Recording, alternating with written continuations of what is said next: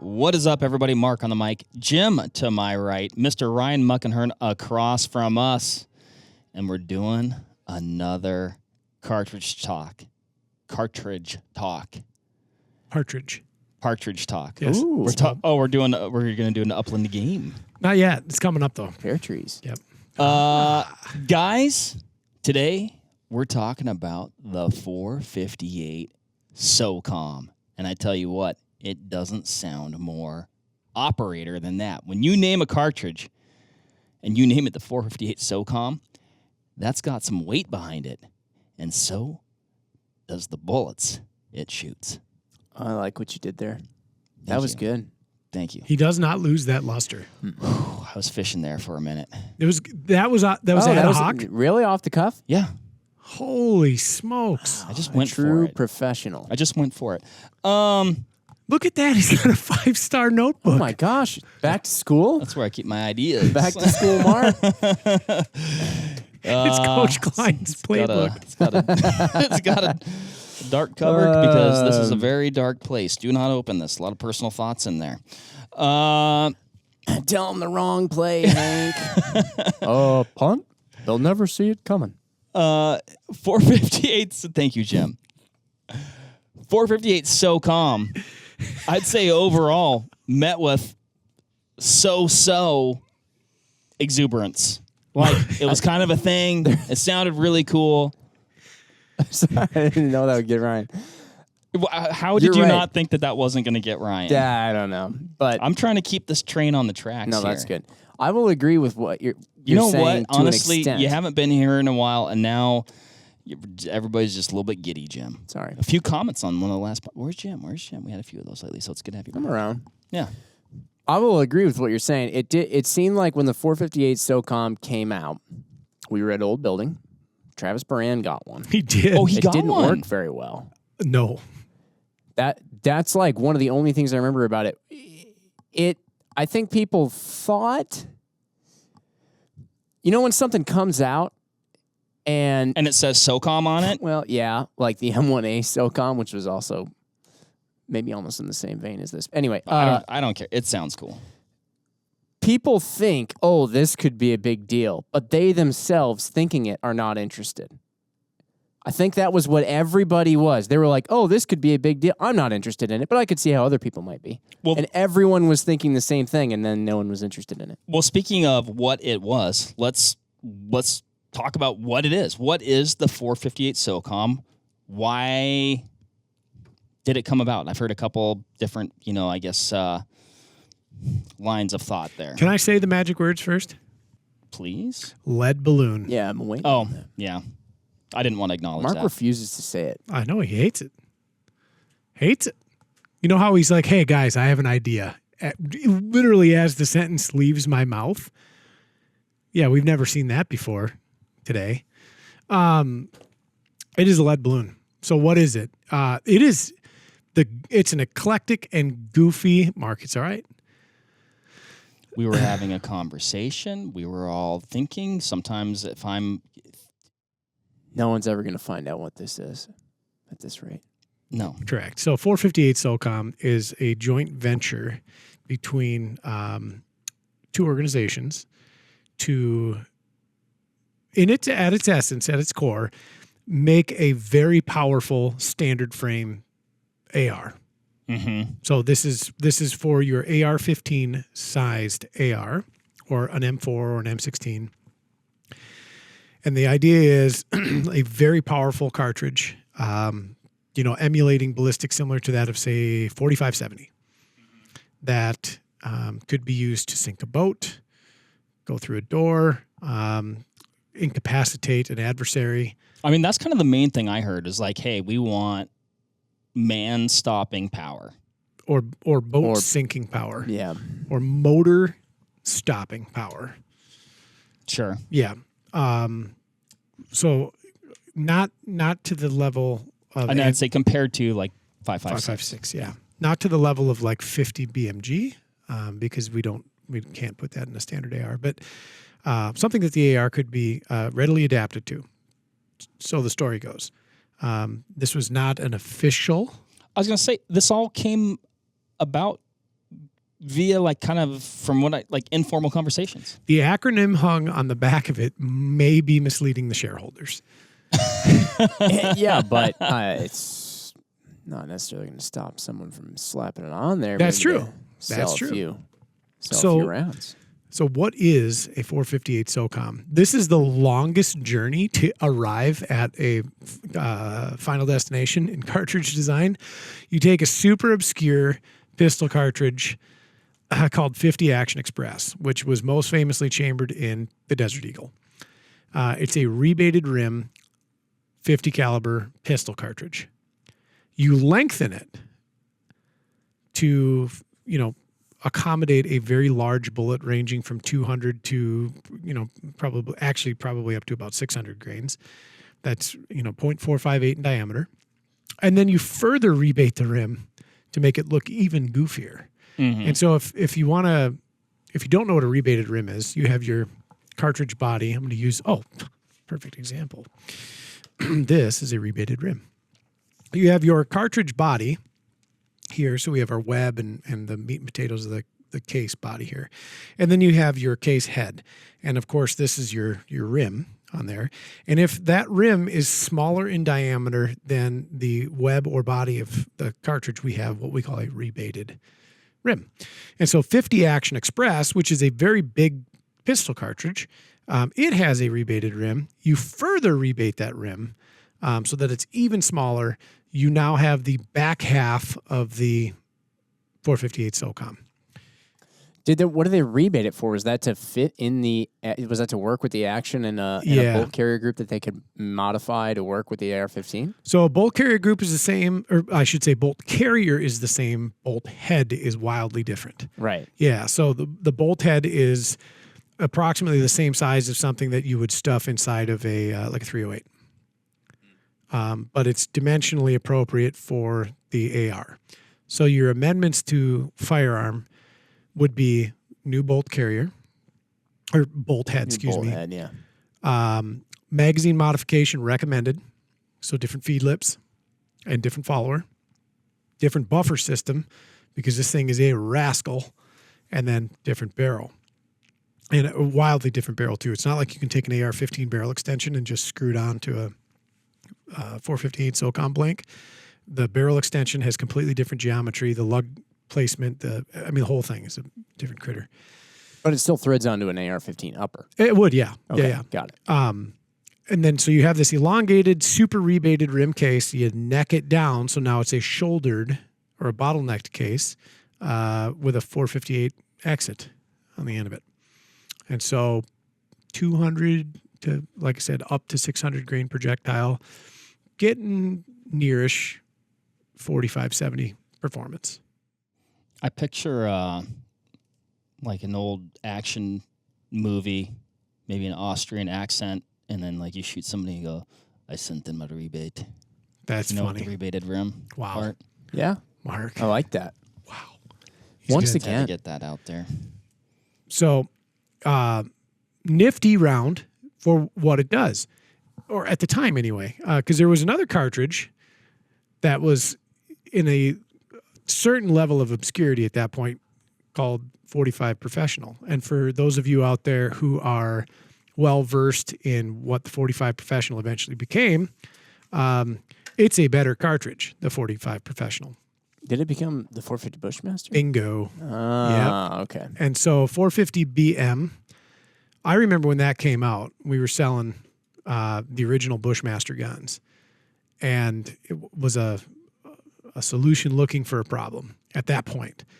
Everybody's like, well, why would I want wildly diminished magazine capacity, horrible recoil, and limited range? I mean, so let's talk about that magazine capacity. So in a 20 rounder, you're getting 7. Yeah. Of Yes. the, Of the SOCOMs. and with a 30, you're getting 10. Yeah. Which I did see. I was going on the internet today, and the guy kind of made like a good argument. He's like, because we get these like, we're banning 30-round magazines. Well, maybe to me it's just a 7 or a 10. Yeah. Go buy Yeah, yourself who's to say that this is 30 rounds? Yeah. That's a good point. So yeah, Magazine, the Socom is a very large cartridge relative to the magazine that it's being housed in, right? So yeah, you do lose a considerable amount of magazine capacity. So what Mark is getting at, if you had a stay and egg magazine, a GI 30 round mag, you can put 10 in there, and then she's full. Spring at full compression, follower bottomed out. They're big cases, and they pack a considerable punch. I don't know what the nominal factory loading is. I'm going to assume it's like a 250 grain bullet, probably around 2,200 feet per second, 2,300 feet per second. It's just behind the 450 Bushmaster in performance. It's probably not coming to you off the top of your head because there's really probably not that many factory loadings. No, there's not. Like, you're not just going to find this Yeah. readily, Yeah. It's not always sitting next to the 308. I don't see it at Blaine's. No, you don't. So big bore AR, pretty stout recoil. There's a lot of mass moving around in that gun in the first place, and then plus that's a fairly stout projectile coming out of there.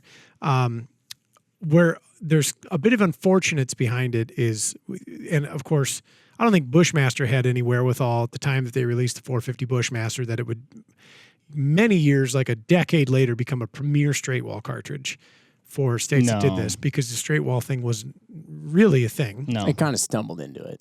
It did. It brought that cartridge back from an absolute certain obscurity into very, mainstream popularity.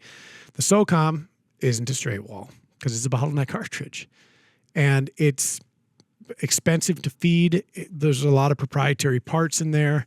Not that the 450 Bushmaster is coming to the table with completely standard operating components, but it kind of again to make that statement was a solution in search of a problem, perhaps.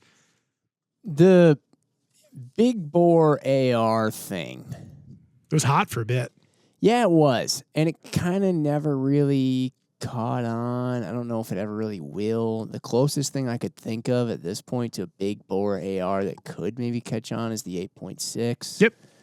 But for wildly different reasons. Yeah, that's just it. And so, like, the 50 Beowulf came out. And everyone was like, oh, yeah. And I think it was just an excuse to say that your AR shot 50 anything. Yeah, 458 Socom. It was like, I don't know. It's a neat really cartridge when you hold it in your hand because it looks radical To behold. Oh yeah, and Got a then picture of one here from the old. and then depending on which loading you have, I mean, one of them pictures. yeah, it has the front end. It's very lipstick tubey. Yeah. Yes. It looks like a Nitro Express cartridge that got a little bit short. Yep. Or like an old British, like a 505 Gibbs or something like that. It's a neat round. Like it is a fantastic big game option if you were a bear hunter and you wanted to hunt, with an AR, or if you hunted hogs and you wanted an absolute jackhammer of a gun. I mean, those are the two things, like, short range, big critter, big pill stuff. Yep. Those were the two imagine things that I was like, you can use that. To speak to, perhaps its catalyst for Inception, I bet it would sink a boat. You're really on the boat sinking thing. Yeah. What is this, like, requested by, like, someone in Vietnam or something? No. This is all like late 90s, early 2000s brainstorming. I mean, there's still a lot of piracy going on. Yeah. Hmm.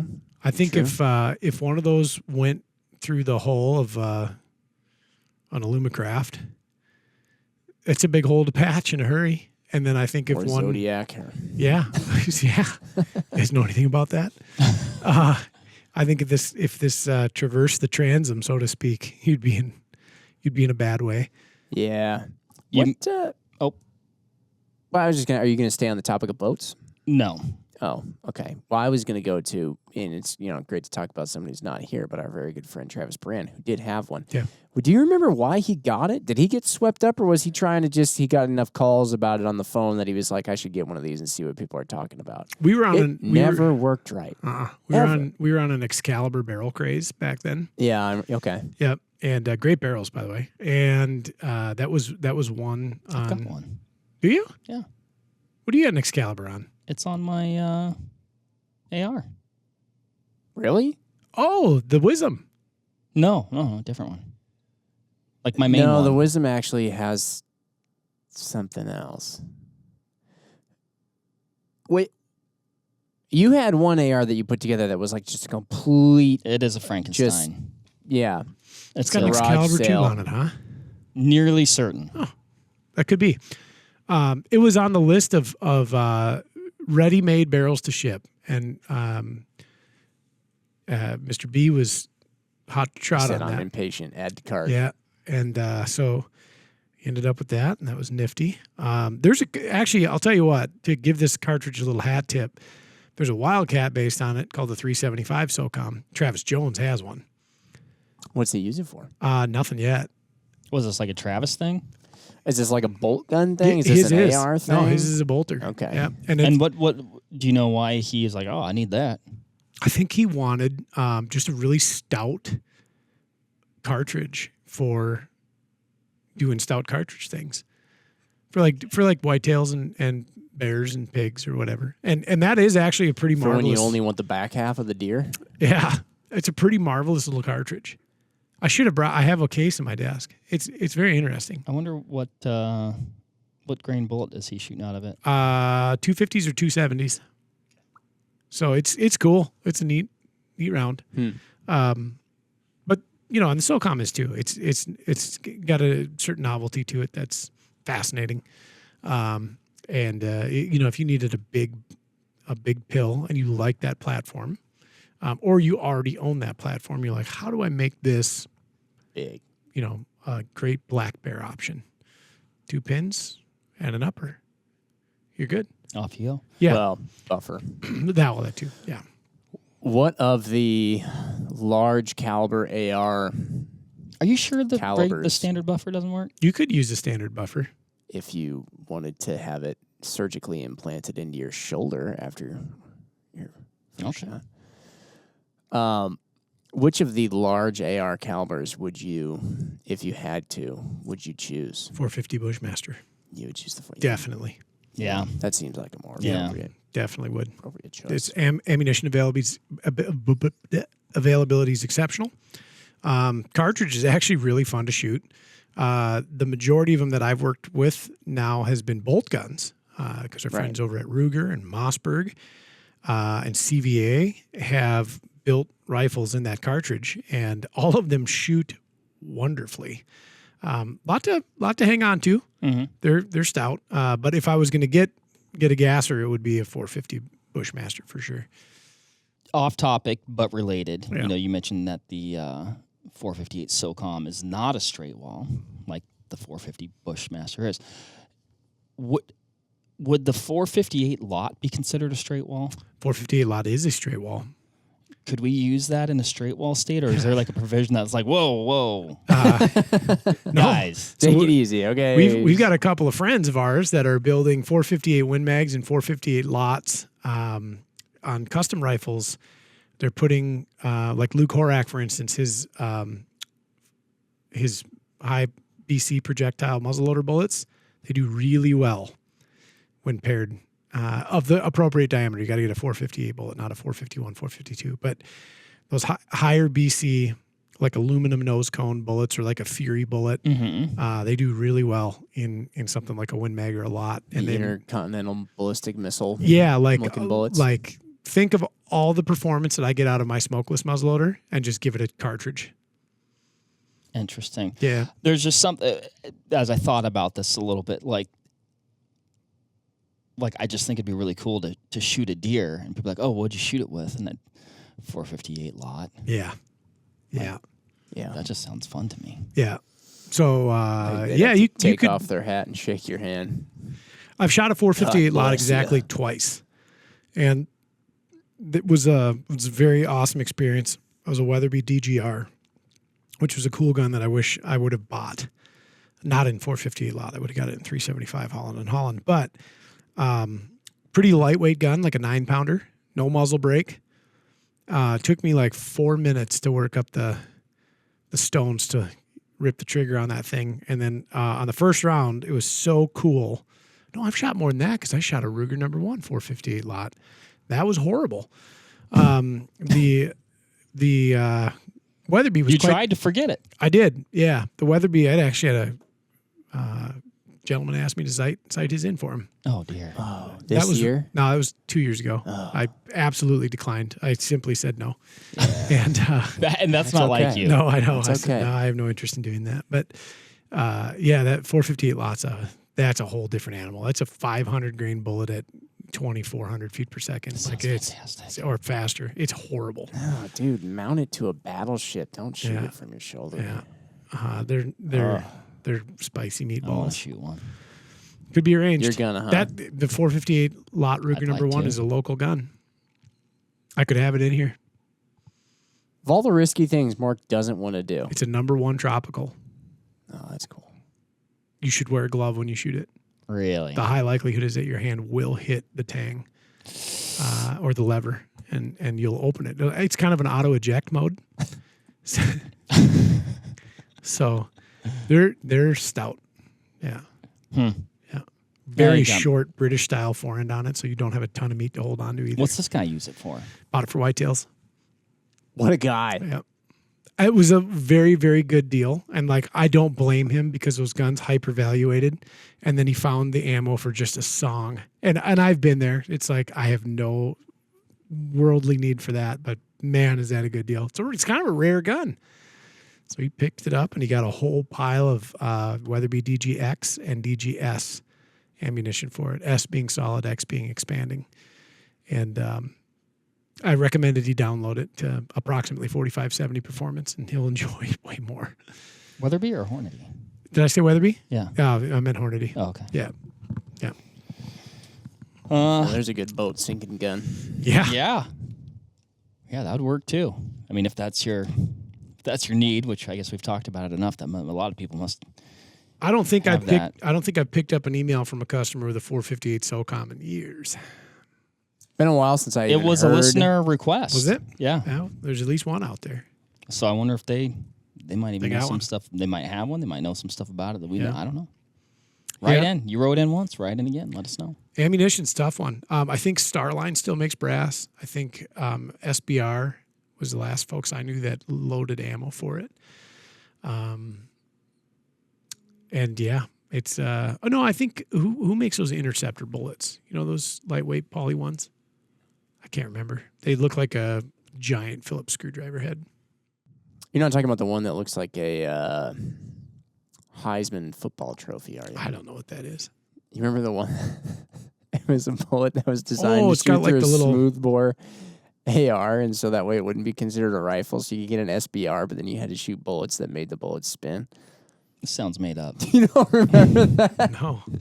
This is around actually probably similar time frame to the 458 it's 458 Socom. I think that was about 2000, right? Yeah. Late Yeah. 90s, early Okay, then 2000s. this came afterwards, but I just remember that it was around the same time, maybe shortly after that Baran got one. Anyway, but this was a I mean, you know, this was a 223-ish AR. Somebody learned or surmised that if you made an AR smoothbore, it wasn't a rifle anymore. This is not my words. This is, and therefore it didn't match the criteria that one would ordinarily have to follow for SBRs. And so you could buy the smoothbore AR and like a 8 or a 10 inch. And then what they did was they simultaneously developed a bullet that would shoot out of it that looked like a Heisman trophy. Or no, not a Heisman trophy. That's got a guy on it. It looked like I was gonna say like it looked like a like a Super Bowl, like a Lombardi trophy or something like that. I'm not a big football guy. Whatever. Well, a trophy with a football on it, okay? And it had like cuts in it. And when you shot the bullet down the smooth bore, it was supposed to, because of the way it was shaped, spin the bullet and then in theory accomplish what it would have been accomplished had it been was it fired just a down a miniature rifle football? barrel. That spiral, Jim? Did it have? Yeah, but did it had like a- have it little had like a- metal laces like a on it. pedestal beneath it. We're gonna Never find. We're took gonna off. have, Check we're gonna have to it. find You a can talk picture about of lead whatever you're balloons. Let's talking talk about about. that. None of this is related to the And put it on 458 the, SOCOM. But that level of obscurity fits well Yeah. with what the cartridge, the 458 SOCOM. And my Yes. printouts here corroborate that 2000 time frame. Which, dude, that's a weird time, man. A lot of It was people a were. weird time to be alive. A lot of people had some speculation that might, some wild stuff was about to happen. Are you talking about Y2K? Yeah. I was going to make a Doors reference, the band The Doors. Well, I know you have no That's a idea. band that I'm surprised you didn't say if you thought one of the best songs in the world was from. It's tough, man. It's tough. Yeah. Been ruminating on Have that. you heard tough. the song that I said? Like, did you know the song that I was talking about? What song? Highwayman. Highwayman? With Chris Christopherson? Yeah. No, I'm asking I Jim. No, I though. still haven't. So gotten that's it. why. Yeah. It's a I great bet song. I've heard it. Great song. You have. You just. Yeah, it's a great song.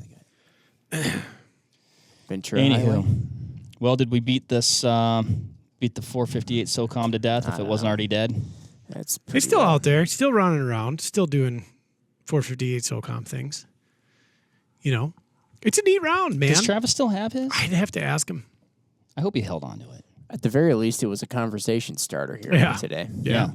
I forgot about that. His gun.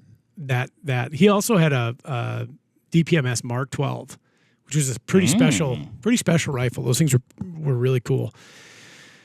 That used to shoot like sub half MOA on routine, and then one day just never woke up. Gave up the ghost. Yep. And Bizarre. that's still one of my more vexing AR mysteries in my career. One of my favorite memories back, like a lot of people have ARs pretty well dialed now. Yeah. Like you get an AR and it kind of works. But one of my favorite memories is back to the time when ARs were still Taboo. like commercial ARs and stuff were still confusing, and there wasn't as many manufacturers, and there was like some that were just on the money, super good, and some were terrible. And it was a little bit of like a gamble. I mean, heck, there was still like commercial buffer tubes. Oh, and yeah. you know what I Mil mean? spec Like versus really commercial. confusing. And we had a couple of old ARs in the safe at Vortex, like the Saber, Oh yeah. like a DPMS. Yeah. Oh yeah. We had some of the old, and not even saying that like some of these are defunct now or anything, but like old Alexander Arms, Oh yeah. and like just shot lights out. Yep. That was a good time. Yep. I got my first AR shortly before I came to Vortex and moved to Wisconsin. But I was like, I wanted an AR, but I also like wasn't fully committed.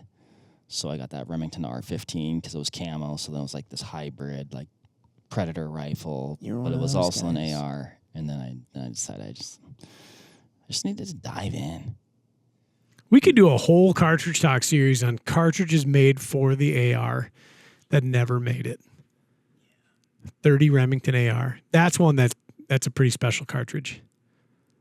You mentioned that gun. That's what that gun was chambered. One of Oh, I forgot about the 30. 30 RAR. That's cool cartridge. Oh, and then when you said RAR, now I remember. Yep. It. That was a neat one. Let's table it. And we'll talk about it. Okay. Tabled. I remember the wall of Remington ARs at Shot Show, and I Oh, was yeah. like walking by, and some of them were camo, and I was like, "Those are hunting ARs, not for me." I don't hunt game. Yeah, But I do hunt the hunt most dangerous game. Great book. Great book. Yeah. Okay. All right. Thanks, everybody, for listening. Hopefully we satisfied and answered all your questions about this fantastic cartridge. Tell us what you know, too. Do you have one? Do you love it? Have you been using it? Do you not just hunt deer with it? Don't answer that. We'll catch you on the next one. Yeah. Bye.